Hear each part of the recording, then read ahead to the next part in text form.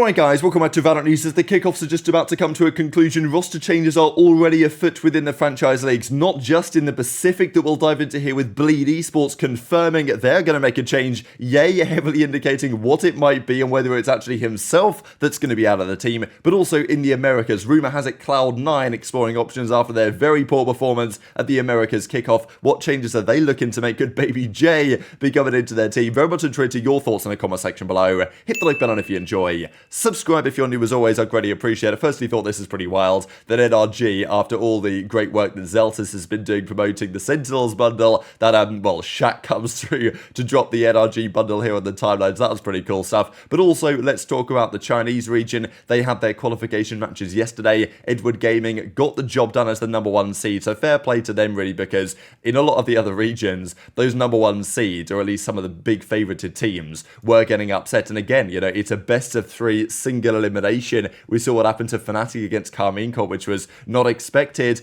and Edward do take the sunset in the end, 14-12 on Trace Esports pick, and then they close it out 13-6 on their bind. So yeah, fair play to Edward Gaming. They advanced through as expected, to be fair, but you know, it definitely feels like the Chinese region has been getting more and more competitive, so I think we're only going to see that over time. And then FPX, they made it through, of course. Former FPX team, the Na'Vi boys, now they did not have the greatest time the other day, but yeah, 13-10, 13-6 in the end over Dragon Ranger Gaming. Fair play to Dragon Ranger Gaming though, because they were the team that's got through Ascension, and for them to make the semi-finals and be competitive was pretty impressive. So FBX Edward Gaming is going to be today to determine who's going to be the winner of the region, as of course we saw in EMEA as well. Firstly, Lucas Rojo did actually respond, because this is how it works, right? You don't get paid by an organisation, you come up publicly and you say I've not been paid, and then if the organisation is actually any decent, then they'll just pay you pretty quickly after that. So situation resolved, as Lucas says. So, you know, FC Barcelona have actually paid these guys now, so, you know, that's good to see. But elsewhere in EMEA, it's Carmine Corp, baby, and I cannot believe it. The Melons are going to Madrid. Obviously, it's a brand new team now. It's completely different now than what it was last year, but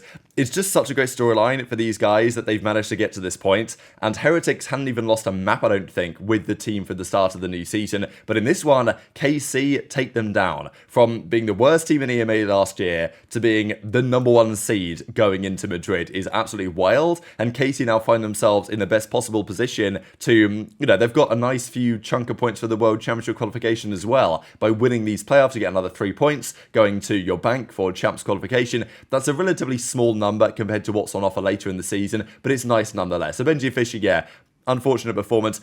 I think it does still frustrate me somewhat that these finals are best of 5, but all the actual qualification games are best of 3. It's like, if you're going to make the finals best of 5, the qualification games for Masters better be best of 5 as well. And at this point, people care more about the qualification series, really. I know these series do matter, these playoff series, because there's points for the World Championship and everything, but let's be honest, people care more about the Masters qualification semi-finals than they do about the Grand Finals. But yet, one of them is best of 5, one of them is best of 3, I don't know. So, Narrate, honestly, like, what a player this guy is, and I thought his tweets over the last few days are pretty funny, really. Of course, they lost to Heretics early on in the group stages, and now they bounced back to beat them here in the Grand Finals. 3-1 versus Heretics, they say, and job done. So KC, I mean, remarkable storyline, really. They go through as the #1 seed. Shin as well, because of course he was part of the, you know, the business, really. Obviously, there's so much positivity to take around this. But Narrate drops 77 kills. Martin as well. I know there was talk about Martin as an individual by Vanity, and we'll discuss Vanity here in a second, basically saying that he knew that Martin was going to be a particularly special player and felt like whoever gets him is going to be in a great position. So yeah, it's been pretty wild over the last few days. KC and Heretics and EMEA, not the teams that I expected to be going through, and KC eventually closes out 13-5 on the split to validate their victory in the series. The Americas, of course, their semi-finals are coming up today, so after what we've seen around the world over the last few days, who knows what's going to happen here in the Americas, but it's EG Loud, it's NRG Sentinels. Look, I've got to say, Loud should beat Evil Geniuses, let's be honest. The NRG Sentinel series is still incredibly difficult to call.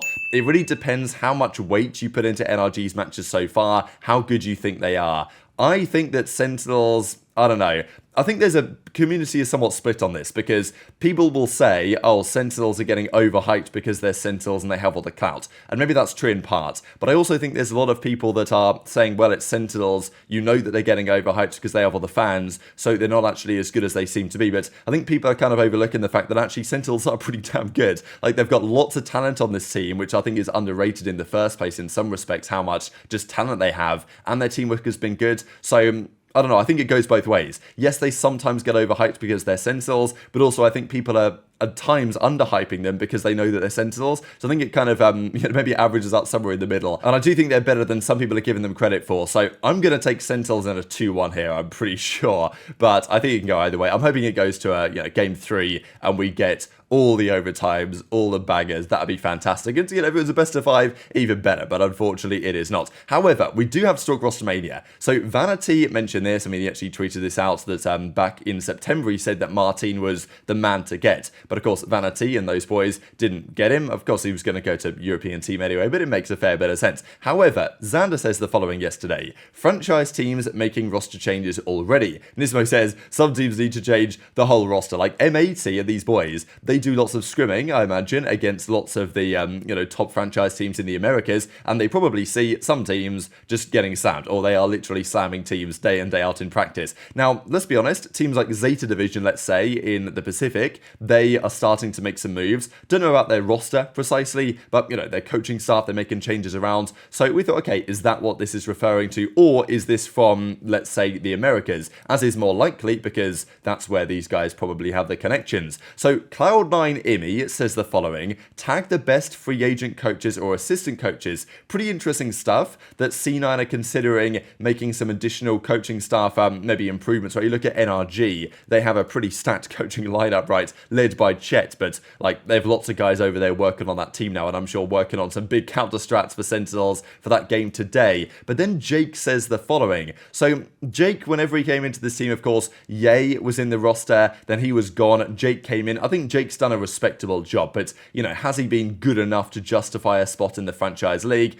I'm not so convinced, especially because Cloud9 were pretty woeful, right? I mean, I guess we can just have a look at it real quick. The group stages when they got slammed out by MIBR 2-0. Like, this was a series that if you lose it in this way, it's like, yeah, what are we doing here? It's time to go, especially because MIBR, they weren't great, were they? Sure, they beat G2, but when they played an actual solid team in Sentinels, they got pretty much slapped around. So is Jake a player that they want to stick with and stand by? And is he, does he really have the talent to take Cloud9 to where they need to be? Because if you look at the top teams in the Americas, they're so stacked with good teamwork, but also with just great talent, that I just don't know if Cloud9, with their current iteration, are in a position to do that, right? And I think they realize the changes are going to be necessary. Which changes, though? That's a big question. So apparently, Cloud9 practiced without Whippy. So no Whippy, but they were still spotted with Vanity, Zeppa, and I'm sure Oxy, of course, is not going anywhere. Jake not been spotted. Apparently, basically, Whippy goes by Toronto Tokyo in his ranked in-game name, and he was in ranked at the same time that, these guys were playing scrims. So basically, it doesn't seem like he's either on their team anymore, or there are trials going down to that effect with Whippy potentially out of the team. So I don't know what you guys would do. I mean, I think Zels has played a bit of a masterclass here, right? He goes to Cloud9, or at least he was talking with Cloud9 to potentially get involved in their organization. He brings a couple of players in, gets Vanity in instead. He goes to join Sentinels, pulls off the masterclass, gets into the starting team, and now Cloud9 are struggling big time, right? And I don't imagine they paid a hell of a lot for this roster that they formed this season, but they want to do better than they are, and I think they know full well that their current situation is not going to be good enough to be where they want to be. So changes will probably happen here. Does seem like, by the way, that, let's say, 100T, they're sticking with it, and they're looking pretty good, but C9 probably needs to make moves. There's been some talk about Vanity's in-game leading style as well. Like, the fact that if you watch a lot of Cloud9's play, they were quite happy to give up bomb sites on defense and try and play for retakes.